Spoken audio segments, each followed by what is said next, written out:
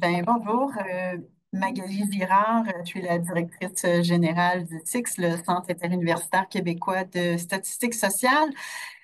Puis il me fait plaisir de vous accueillir aujourd'hui pour notre dernière édition de notre série de midi webinaire pour l'année 2024-2025. Et il me fait plaisir d'accueillir aussi aujourd'hui Florence Conus de l'Institut de la statistique du Québec. Florence, qui est à l'ISQ depuis 2018, elle est chargée de projet et donc responsable de l'enquête québécoise sur le cannabis. Et aujourd'hui, elle vient nous présenter l'édition 2024 de l'enquête et les nouveautés de cette édition. Alors, merci beaucoup, Florence, pour votre présence aujourd'hui. Je rappelle que le midi webinaire est enregistré et sera rendu bientôt disponible sur notre chaîne YouTube. Et aussi, bon, le format est toujours le même, hein. On commence à peu près à cette heure-ci. Il y a une présentation d'une trentaine de minutes, puis on se garde toujours du temps à la fin pour des questions et une discussion avec la conférencière pour terminer à 13 heures. Donc, je vous invite à utiliser le chat pour enregistrer vos questions et aussi, ou peut-être prendre la parole pendant la période de questions-réponses si c'est plus simple aussi. Donc, à votre guise. Donc, je vais fermer ma caméra, je vais fermer mon micro, je vais laisser la place à Florence, puis je vais revenir à la fin de sa présentation pour échanger avec vous, puis prendre vos questions, puis faciliter les échanges. Alors, merci beaucoup, Florence. Merci. Parfait. Ok. J'ai partagé mon écran comme ceci. Parfait. Euh, donc, Madame Girard, je ne vous vois pas pendant que je partage l'écran. Si jamais il y a quoi que ce soit, là, juste m'interrompre. Sinon, ben, ça me fait plaisir d'être ici aujourd'hui pour vous parler de l'enquête québécoise sur le cannabis. Euh, Dans le fond, ce qu'on va regarder aujourd'hui, c'est tout d'abord revenir sur le contexte de l'enquête. Quels sont ses objectifs, la méthodologie que nous avons utilisée. Ça va vous donner un peu plus d'informations là, sur ce que c'est l'enquête québécoise sur le cannabis. Je vais passer un peu de temps aussi pour vous parler des thématiques qu'on a couvertes dans cette enquête-là à travers les années, quelles sont les données qu'on a colligées. Comme m'a dit Mme Girard, on va parler là, des derniers résultats de l'EQC 24. Donc, ça veut dire qu'on va parler de consommation de cannabis, de certaines habitudes de consommation, mais aussi des perceptions là, de toute la population au Québec. Puis, je vais vous toucher un petit mot là, sur le futur de l'enquête, puis l'accès aux données, là, qu'est-ce qui est possible de faire avec ces données d'enquête-là. Donc, tout d'abord, pour le contexte, l'enquête elle a été mise sur pied dans la foulée de l'annonce de la légalisation en 2018. Donc, il y avait vraiment un besoin d'informations spécifiques au Québec là, sur la consommation de cannabis. Le but était d'avoir un portrait populationnel. Donc, ça s'inscrivait vraiment dans un objectif de surveillance de santé publique là, avec la légalisation qui arrivait. L'enquête, elle est réalisée par l'Institut de la statistique du Québec, mais sous mandat du ministère de la Santé et des Services sociaux. L'objectif général, c'est de fournir une information statistique fiable sur la consommation de cannabis, mais également sur les comportements qui y sont associés et sur les perceptions des Québécoises et des Québécois à l'égard de la substance. Maintenant, pour chaque édition de l'enquête, on s'est fixé des objectifs spécifiques. Je vous ai mis ici en résumé ce qui revenait, je vais dire principalement. Donc, le premier objectif spécifique, c'était d'estimer la prévalence de consommation de cannabis lors de chaque édition et obtenir des renseignements sur plusieurs habitudes de consommation. On va regarder lesquelles plus tard. Deuxième objectif spécifique, c'est d'avoir des mesures sur les perceptions de la population à l'égard du cannabis. Euh, Évidemment, on voulait positionner l'évolution de la consommation de cannabis là, depuis 2018 ou du moins dans les dernières années. Également, l'évolution des perceptions. Et finalement, un des objectifs de l'enquête, c'est d'estimer l'ampleur de certains phénomènes émergents. À la suite de la légalisation, il y a eu plusieurs modes, si on veut, qui sont arrivés. Donc, c'est vraiment essayer de voir qu'est-ce qui se passait avec les nouvelles choses qu'on n'avait pas encore en 2018 ou en 2010. Donc, cette enquête-là est une enquête populationnelle à portée provinciale Elle vise l'ensemble des personnes de 15 ans et plus vivant dans un logement non institutionnel au Québec. Toutefois, les résidents des régions socio-sanitaires 17 et 18 ne sont pas concernés. C'est une enquête transversale répétée, donc elle est réalisée annuellement entre février et juillet de chaque année. Donc, on est maintenant à la 6e, presque 7e édition. La première édition a eu lieu en 2018, donc entre février et juillet. Donc, ça veut dire qu'elle représente un état pré-légalisation, vu que la légalisation du cannabis s'est passée en octobre 2018. Oui, octobre 2018, pardon. L'édition de 2019, elle représente un peu la transition entre le pré-légalisation et post-légalisation. La plupart de nos indicateurs portent sur les 12 derniers mois, les 12 mois précédant l'enquête. Donc là, on était vraiment en transition. Là, les nouveaux produits arrivaient, les succursales s'ouvraient gentiment au Québec, là, donc c'est un entre-deux. En 2020, pas de surprise, l'enquête a été annulée en raison de la pandémie. Mais l'enquête de 2021, c'est une des premières enquêtes qui est repartie après la pandémie. Donc, c'est une enquête aussi dans le contenu qui était différent parce qu'on a pu aller chercher plus d'informations vraiment reliées avec le vécu des personnes pendant la pandémie et en lien avec la consommation de substances. 2022, on était pas mal à un retour de stabilité là, dans la société. 2023, c'était l'anniversaire des 5 ans post-légalisation, en quelque sorte, si on veut. Donc, on a des données pour ce moment clé-là. 2024, qui est la dernière édition qu'on a fait et diffusée, où on voit une relative stabilité du marché. Et on est actuellement en 2025 là, en terrain et on est en train de faire la collecte de données pour cette édition-ci. Au niveau de la méthodologie de l'enquête, pour réaliser cette enquête, on utilise le fichier d'inscription des personnes assurées de la RAMQ comme base de sondage. Donc, c'est à l'intérieur de ce fichier-là que nous allons aller tirer l'échantillon. L'échantillon que nous tirons est entre 25 000 et 28 000 personnes par édition. Et il est tiré afin de fournir des estimations sur les habitudes des personnes ayant consommé du cannabis au cours de la dernière année. Donc, pour ça, on veut être en mesure de décrire avec une bonne précision toute proportion de 10 au plus parmi les consommateurs de cannabis, et ce, pour chacun des groupes d'âge. Donc là, on avait 6 groupes d'âge qu'on visait.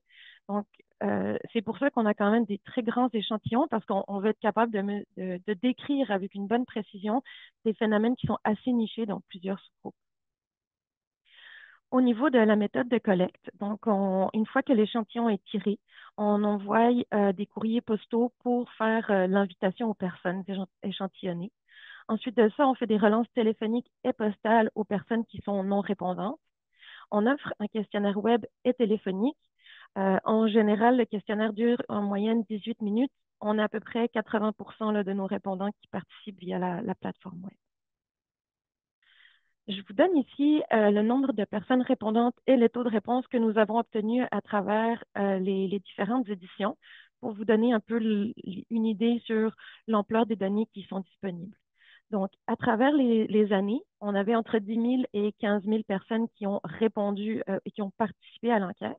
Ça nous donne un taux de réponse pondéré entre 55 et 65 à travers les éditions. Donc, le nombre de répondants et les taux de réponse qu'on a obtenus dans cette enquête nous permettent de fournir des statistiques qui sont assez précises à travers les différents groupes d'âge et chez les consommateurs qui sont entre 15 et 20 de la population, là, on répète.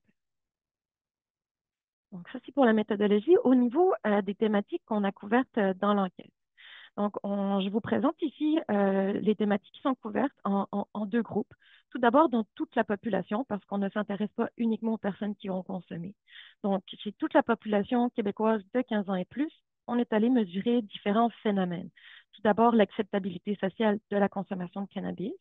On a aussi des questions sur l'alcool et le tabac pour pouvoir avoir un contexte. La perception du risque, que ce soit la perception du risque d'une consommation de cannabis en général, mais sur d'autres phénomènes comme le vapotage de cannabis, le risque de dépendance au cannabis. On a des questions également sur les perceptions et les croyances sur les effets de la consommation. Donc, au moment de la consommation, quels pourraient être les effets, comment les personnes consommatrices ou non voient ça. Des questions sur le nombre de personnes de l'entourage qui consomment, sur les croyances sur combien de personnes du même âge que moi consomment au Québec. Dans certaines éditions, on est allé aussi mesurer l'exposition à la publicité et à des messages de prévention. on est aussi allé chercher de l'information sur est-ce que la population connaît les recommandations pour une consommation à moindre risque quand on parle de cannabis. Et en 2024, entre autres, on a de l'information sur la consommation accidentelle au sein de son foyer. Donc ça, c'est pour toute la population visée.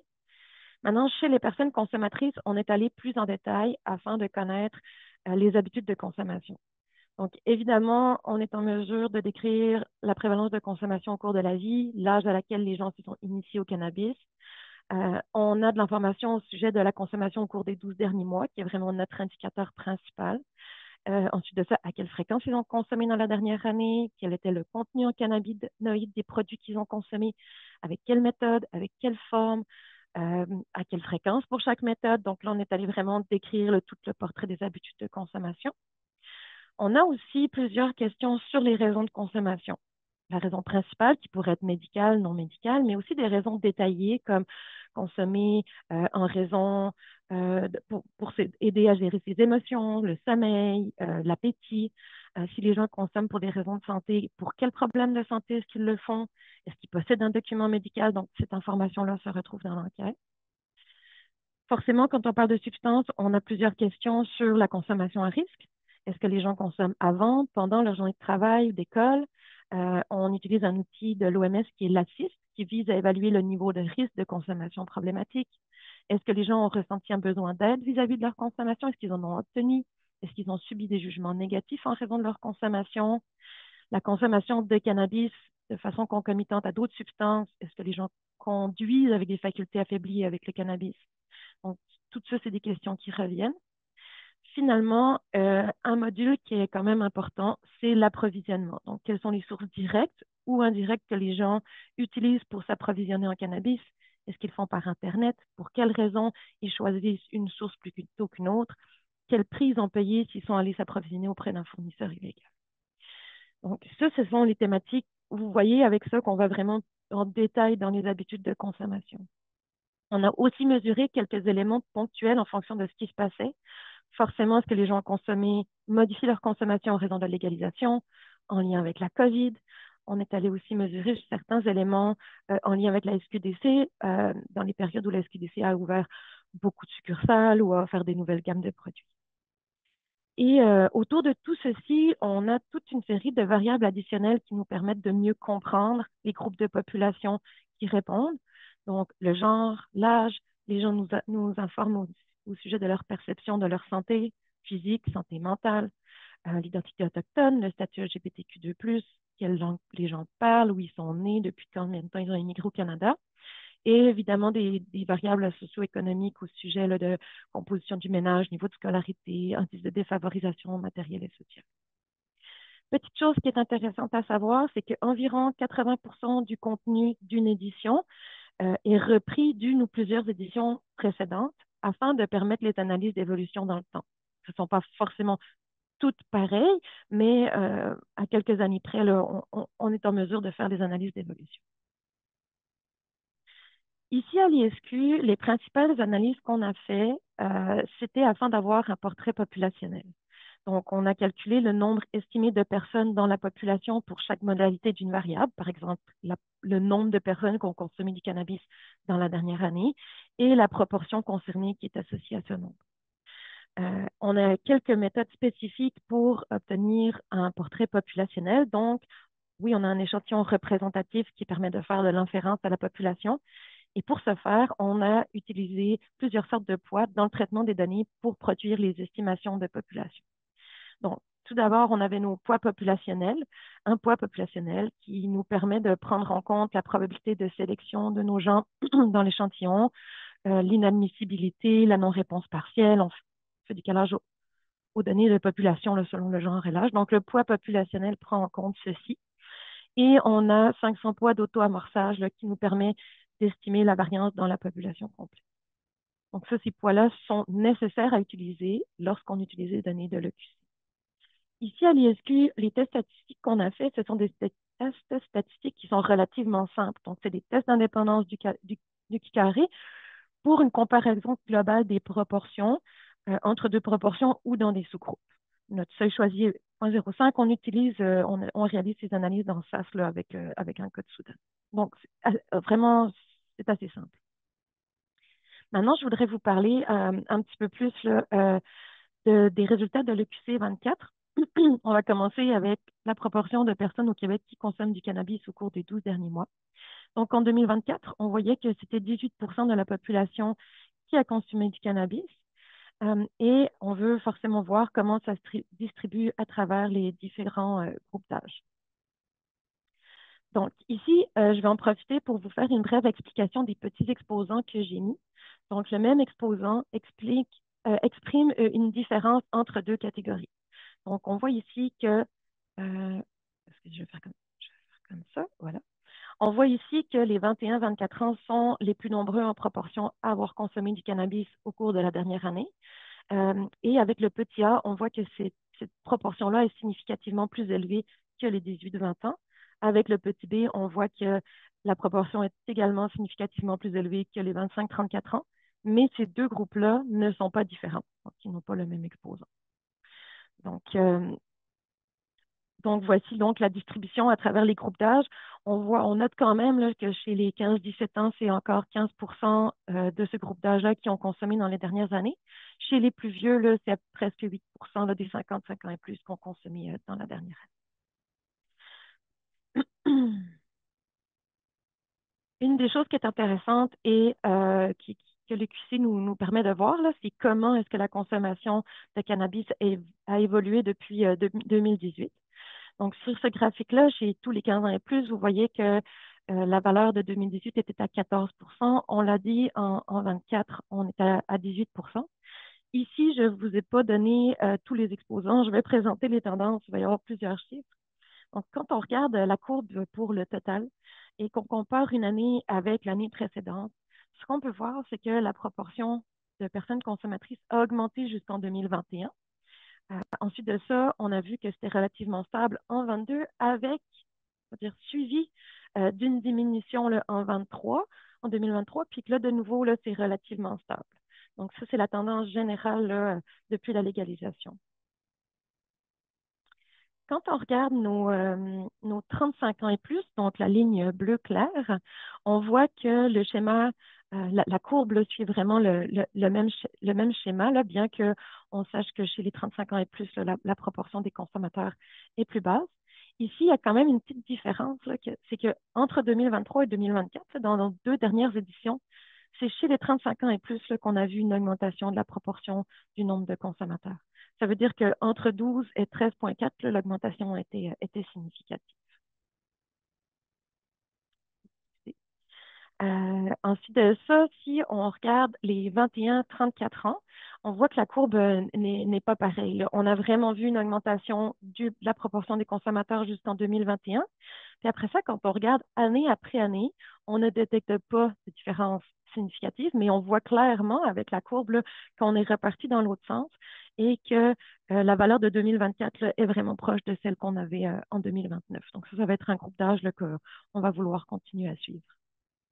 Maintenant, chez nos 15-20 ans, la courbe qui est assurée, ça, c'est un groupe d'âge donc c'est les 15-20 ans qui ne sont pas concernés par la légalisation en quelque sorte, vu que l'achat et la vente légale de cannabis au Québec, c'est chez les 21 ans et plus. Donc, chez les plus jeunes, ce qu'on voit, c'est qu'en règle générale, la proportion de consommation est restée relativement stable jusqu'en 2022. Et ensuite, on voit une diminution là, progressive année après année. Donc, les plus jeunes suivent une tendance qui est différente. Maintenant, quand on parle de consommation, ce n'est pas juste le fait de consommer qui peut identifier un risque pour la santé, mais la fréquence de consommation joue un rôle. Donc, chez les personnes consommatrices, je vous présente ici la fréquence à laquelle les gens ont consommé dans la dernière année. Donc, on est vraiment à l'intérieur de notre 18 qu'a consommé. Donc, ce qu'on voit ici, c'est qu'on a 18 des gens qui ont consommé tous les jours. Et à ça, on ajoute un autre 23 qui ont consommé de façon régulière. Donc, ça veut dire entre 1 à 5 jours par semaine. Donc, ça fait presque 40 des consommateurs qui consomment tous les jours ou au moins toutes les semaines. Et à l'autre bout du spectre, on voit ici qu'on a 42 des consommateurs qui consomment moins d'un jour par mois. Une des choses qui est intéressante, c'est de ramener ces valeurs-là sur la population au complet des 15 ans et plus. Et ça nous permet d'estimer le fardeau d'une consommation plus fréquente au sein de toute la population. Donc, on voit ici que lorsqu'on ramène sur la population générale, c'est à peu près 7 là, qui consomment de façon plus fréquente. Un autre élément qui peut être associé à un risque pour la santé, c'est le contenu des produits qui sont consommés. Donc ici, on parle de cannabinoïdes. Euh, c'est un paramètre qui est quand même difficile à mesurer lorsqu'on parle de consommation au cours de la dernière année, pour plusieurs raisons, mais ici, ce qu'on est allé estimer, c'est ce que les personnes ont consommé principalement. Donc, dans cette figure-là, on va porter notre intérêt principalement sur deux groupes. Tout d'abord, le 49 qui ont rapporté avoir consommé exclusivement des produits consommant exclusivement du THC ou plus de THC que de CBD. C'est sûr qu'ici, on n'a pas le pourcentage de THC qui peut varier de façon importante, mais c'est un groupe d'intérêt là, parce que plusieurs produits peuvent être très concentrés en THC. Entre autres, peut-être vous en avez entendu parler, certains produits de vapotage, même certaines fleurs ou feuilles séchées. L'autre groupe d'intérêt d'un point de vue de santé publique, là, c'est quand même le 25 qui ne savent pas qu'est-ce qui est contenu dans les produits qu'ils ont consommés dans la dernière année. Comme les produits peuvent varier beaucoup dans leur concentration, il peut y avoir un risque là, surtout qu'on sait que ce sont surtout les plus jeunes et les personnes qui consomment peu fréquemment là, qui ne connaissent pas le contenu des produits qu'ils consomment. Je voulais vous toucher un petit mot maintenant sur les méthodes de consommation. Donc, ce qu'on a observé en 2024, ici, on est toujours chez les personnes consommatrices. Et on doit se rappeler que chaque méthode peut être accompagnée de différents risques pour la santé. Ici, ce que vous pouvez voir, c'est que c'est toujours le fait de fumer le cannabis qui fait partie des habitudes de consommation. Donc, c'est 81 des gens qui nous ont dit avoir utilisé cette méthode-là. Il y a aussi, on voit ici une bonne proportion des personnes consommatrices qui choisissent encore les comestibles. Cette proportion-là, elle avait quand même augmenté depuis 2018 jusqu'en 2021, mais depuis, ça reste pas mal stable autour de cette valeur-là. Je porte votre attention ici sur le vapotage de cannabis. Je sais que plusieurs d'entre vous en auront probablement entendu parler dans les dernières années. En 2023, c'est 25 là, des personnes consommatrices qui ont vapoté du cannabis dans la dernière année. Ça, c'est une valeur qui est relativement stable en 23-24. Donc, ça nous permet d'avoir une idée là, sur les différentes méthodes qui sont utilisées. Dans le contexte du modèle de vente de cannabis au Québec, qui est quand même différent de la majorité des autres provinces au Canada, c'est quand même intéressant de connaître où s'approvisionnent les personnes consommatrices. Donc, ce qu'on peut voir ici, c'est que près de 70 des personnes qui consomment s'approvisionnent à la SQDC, au moins en partie. Cette valeur-là, elle est vraiment stable depuis 2021. On n'a pas vu beaucoup de changements à ce niveau-là. Chez les 21 ans et plus qui consomment, c'est presque une personne sur deux qui achète 100 de son cannabis à la SQDC. Donc, ça, c'est quand même un élément intéressant à savoir. Deuxième chose, on voit ici que c'est presque 36 des personnes qui consomment qui ont obtenu du cannabis d'une personne de leur entourage, un ami, la famille, etc. Chez ceux-là, on est quand même allé leur demander s'ils savaient d'où provenait ce cannabis-là. Et presque une personne sur deux indique que le cannabis provenait en amont de la SQDC. Une des questions qui revient régulièrement depuis 2018, c'est est-ce que avoir recours à un fournisseur illégal, c'est en diminution? Donc, on voit qu'en 2024, c'était pas tout à fait 8 des personnes qui consomment qui disent s'être approvisionnées auprès d'un fournisseur illégal. Donc, oui, cette valeur-là, elle a diminué. Mais c'est pas si simple avec le fournisseur illégal. Il faut regarder ceci en parallèle avec les approvisionnements sur Internet. Donc, en 2024, c'était presque 25 des personnes qui consommaient du cannabis qui ont dit s'être approvisionnées sur Internet, mais auprès d'un fournisseur autre qu'un producteur autorisé de Santé Canada ou autre que la SQDC. Là, c'est important de rappeler qu'au Québec, c'est uniquement la SQDC qui est la seule entité autorisée à faire la vente au détail de cannabis, y compris sur Internet. Donc, ça nous amène à penser que certaines personnes consommatrices ne connaissent ne juge pas effectivement que acheter sur Internet ailleurs que sur le site de la SQDC peut être une source d'approvisionnement illégal. Donc, ce qui nous amène à penser que le 8% est en fait réellement sous-estimé. Là, le temps avance, mais je voulais vous parler rapidement là, des perceptions, euh, en fait, sur la relation des Québécoises et des Québécois avec le cannabis. Donc, là, on n'est plus uniquement chez les personnes consommatrices. Euh, Quand on demande aux gens à quel point ils perçoivent un risque pour la santé associé à une consommation occasionnelle de cannabis, on voit qu'on a 44% des gens qui considèrent que ce risque pour la santé est minime et un autre 15% où il n'y a pas de risque. Par contre, quand on va poser la question, quel est le risque que vous percevez associé à une consommation régulière, là, on voit bien que les données sont toutes différentes. Donc, on a 37% des gens qui pensent que le risque est modéré et un autre 43% que ce risque est élevé. Donc, ça, c'est le genre de données qu'on a dans le QC qui nous permettent de voir la relation que les Québécoises ont en lien avec leur perception du risque et la fréquence de consommation.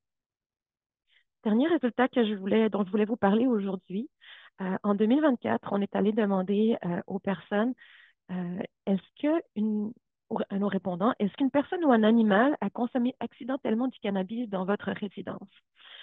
Et on voulait estimer la consommation accidentelle. C'est 1,9% des gens qui nous ont répondu que oui, c'est arrivé dans leur foyer.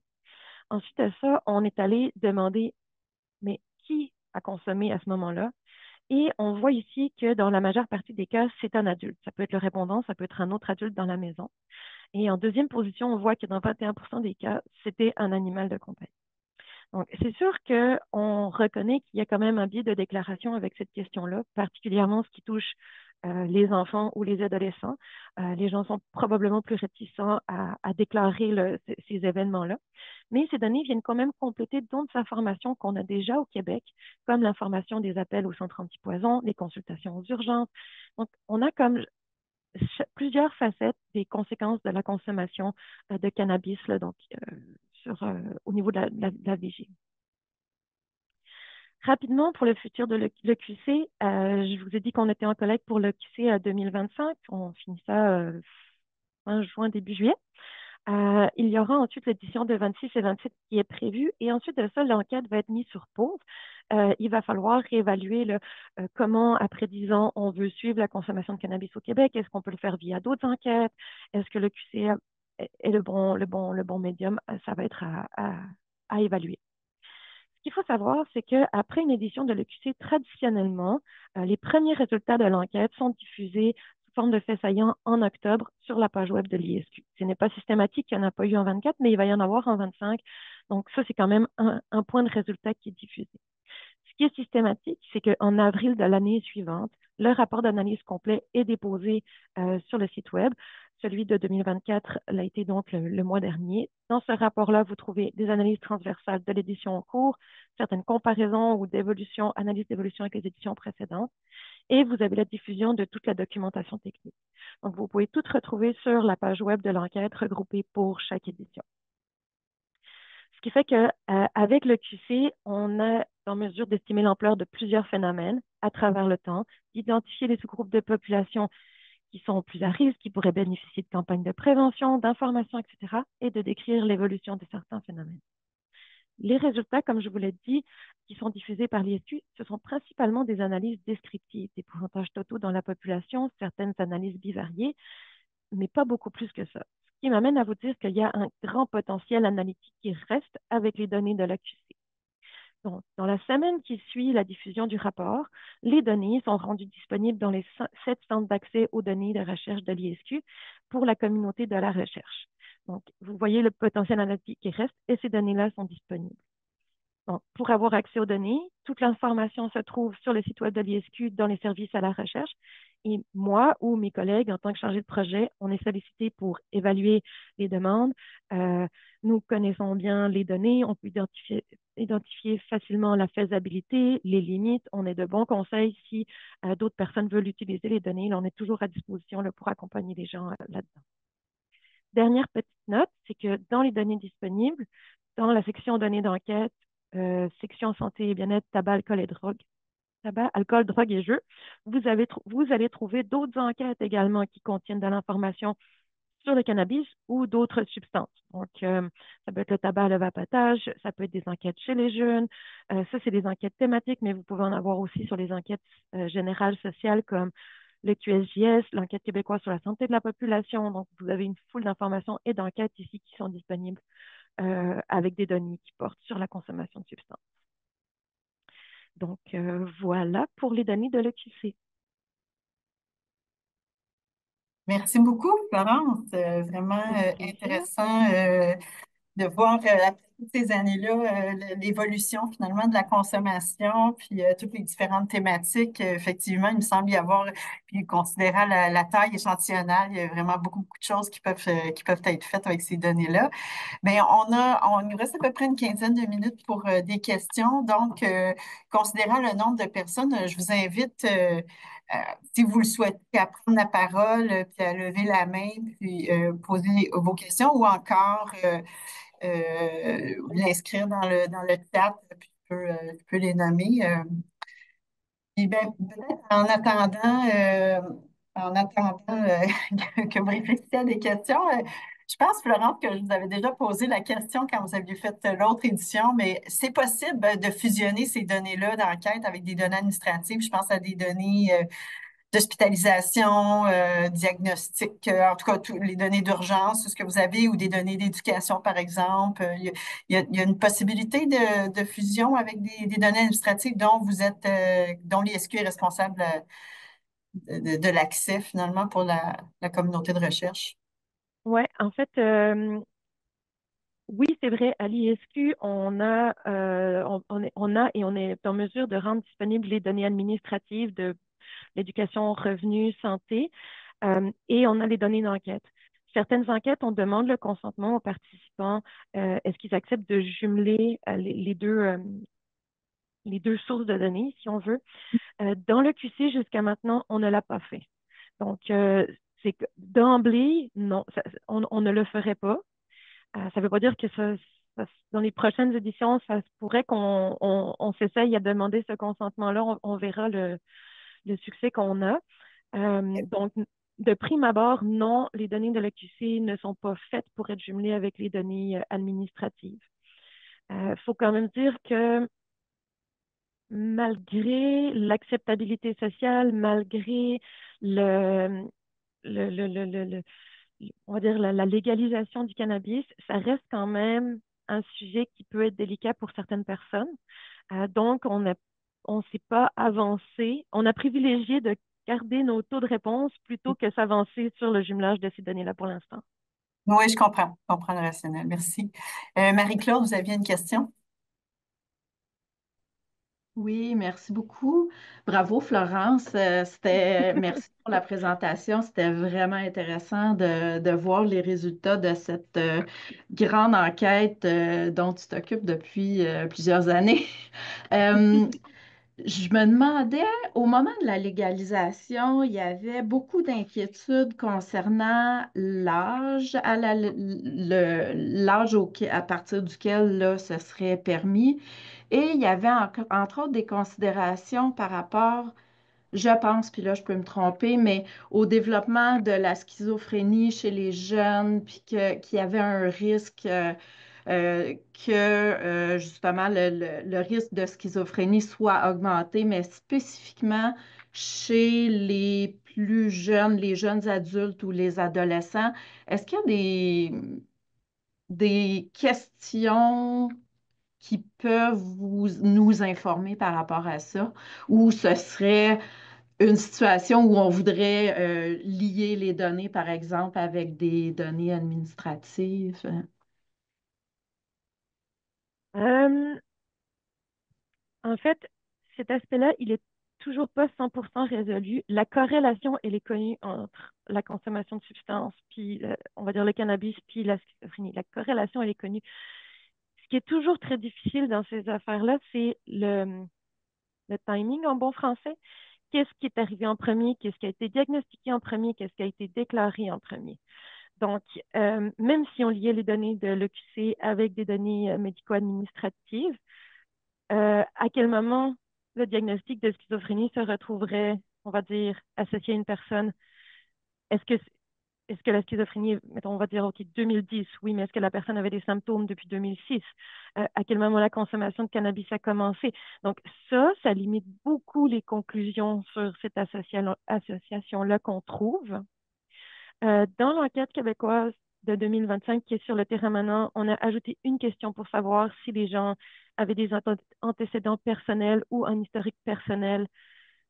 Et là, on n'a pas été spécifique là, parce qu'on ne veut pas rentrer dans les définitions, on est dans une enquête populationnelle, mais justement de schizophrénie, de ces troubles-là. Et là, on va voir un peu ce qu'on trouve. Ça va être un peu un débroussaillage. Là, on commence. Mais non, on n'est pas vraiment outillé avec ce qu'on a là, pour aller résoudre cette problématique-là. Ouais. Ah ben merci. Ben, je pense que c'est ça, peut-être que déjà, ça va vous donner peut-être quelques pistes, mais c'est vrai que c'est une question qui est infiniment complexe, là. Mm. Oui, puis en fait, le fait de ne pas le faire, je pense que ça nous amène aussi à porter un regard critique peut-être sur d'autres analyses qui sont publiées puis qui le font. Et Mm. des fois, cet aspect-là n'est pas pris en compte ou pas assez pris en compte. On arrive des fois à des conclusions qui peuvent être très tranchées, mais et je pense il faut garder un regard critique là, sur ces aspects-là. Le timing. Merci beaucoup. Merci pour votre question. Est-ce qu'il y a d'autres questions? Moi, en attendant, j'avais une autre Mhm. question. Concernant, bon, ça, c'est une enquête québécoise pour, c'est ça, la communauté, pour les Québécois et les Québécoises, mais je me disais, ben, il doit y avoir des enquêtes similaires dans d'autres provinces. Êtes-vous au courant tu sais, d'enquêtes qui auraient été menées ou qui sont menées dans d'autres provinces qui pourraient permettre une certaine comparaison de par, c'est ça, la formulation des questions, le plan d'échantillon, puis c'est ça. Je comprends que c'est pas les mêmes enquêtes, mais quand même, c'est le fun de regarder un petit peu l'évolution de la consommation au Québec tu sais, par rapport à ce qui se fait dans d'autres provinces ou comment que ça se déroule dans d'autres provinces. Mais oui, en fait, puis à chaque année, on se demande ben, comment on se compare par rapport aux non-voisins, puis surtout comment on se compare vu que le système de vente au détail est différent dans les autres Ah provinces. oui, Et là, ben on oui. voudrait se situer, le modèle québécois, il se situe comment par rapport aux autres modèles? Il y en a qui sont beaucoup plus libéraux, mais malheureusement, c'est peut-être l'occasion au Québec de se péter les bretelles, là, mais malheureusement, les autres provinces sont très peu outillées. Il n'y a pas d'enquête populationnelle comme le QC qui est réalisée. Donc, on a vraiment de la difficulté à trouver des données pour se comparer. Les premières années, on pouvait compter sur les données de Statistique Canada, euh, qui avaient des méthodologies, on va dire, ressemblantes et une représentativité provinciale. Donc là, on pouvait faire des comparaisons. Je pense entre autres à l'enquête nationale sur le cannabis, mais qui a eu lieu jusqu'en 2021. Elle s'est arrêtée avec la pandémie et ensuite de ça, on n'a pas eu d'autres, il n'y a pas eu d'autres éditions qui ont été faites. Elle a été reprise en 2024 avec malheureusement un changement complet de méthodologie, donc on ne veut plus se comparer. Il y a d'autres enquêtes qui sont faites par Statistique Canada ou par Santé Canada qui malheureusement ont des taux de réponse terribles. On va parler des 10% de taux de réponse. Ah oui. Ouais, je pense à l'enquête canadienne sur le cannabis. Là, donc, malheureusement, on ne peut pas utiliser ces données-là pour se comparer. Il y a certaines autres enquêtes, comme l'enquête canadienne sur le tabac et la nicotine, qui avaient quelques questions sur le cannabis. Donc, on arrivait à suivre des proportions là-dedans, mais il y a peu de détails sur des habitudes de consommation qui seraient intéressantes. Fait que non, on est bien outillé au Québec, mais en même temps dépourvu pour se comparer avec le reste du Canada. Mhm. Oh, ben, c'est intéressant, mais on va se péter les bretelles quand on peut.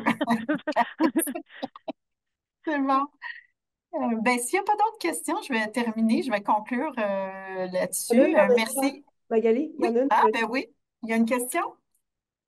Attendez, là, j'ai perdu le fil là, du chat. Oui, ah ben oui, parfait, merci Pascal. Donc, merci pour la présentation. Est-ce que les billets de non-réponse est évalués? Oui, chaque année, on fait des analyses, en fait, pour suivre ce qui se passe de ce côté-là. Euh, il y a deux niveaux. d'abord, il y a le taux de réponse général. OK? On a eu un très bon niveau de participation en 2018-2019, même 2021, sauf erreur. Je pense qu'autour de la légalisation, les gens avaient vraiment beaucoup d'opinions et acceptaient de participer avec plaisir. En 21, je pense que les gens étaient aussi sortaient de la pandémie, il y avait beaucoup de choses à raconter sur le sujet. Puis depuis, on voit quand même, on a de la difficulté avec nos taux de réponse globaux. Donc, de ce côté-là, oui, on fait des évaluations. Pour l'instant, on estime que dans, on va dire, les 18-20 ans, pour la proportion de consommateurs 12 mois, on a peut-être une sous-estimation on va dire, de 1%. Donc, on est quand même confiant que ça n'a pas d'impact sur nos résultats. Après ça, il y a de la non-réponse pour chaque question, pour chaque thématique, parce que certaines thématiques peuvent être plus sensibles que d'autres. J'ai mentionné la consommation accidentelle. Et là, avec la non-réponse partielle de la question, on le voit clairement, là, ça, c'est des résultats qui sont plus à risque.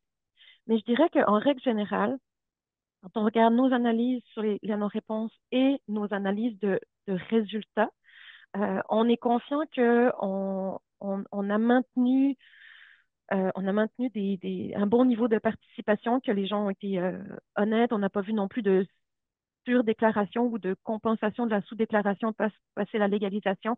On n'a pas vu ça. Le, le défi, c'est vraiment maintenir le taux de réponse, le taux de participation global. On fait tout ce qu'on peut pour ça. Puis pour l'instant, on est quand même satisfait, là. On va voir 2025. Qu'est-ce qui se passe? Ok. Merci beaucoup. C'est une question importante. Alors là, je ne vois pas. Oui, parfait. Oh, il y avait une question dans le question-réponse. Y a-t-il des questions permettant de distinguer la consommation de cannabis avec ou sans CBD ou avec CBD uniquement?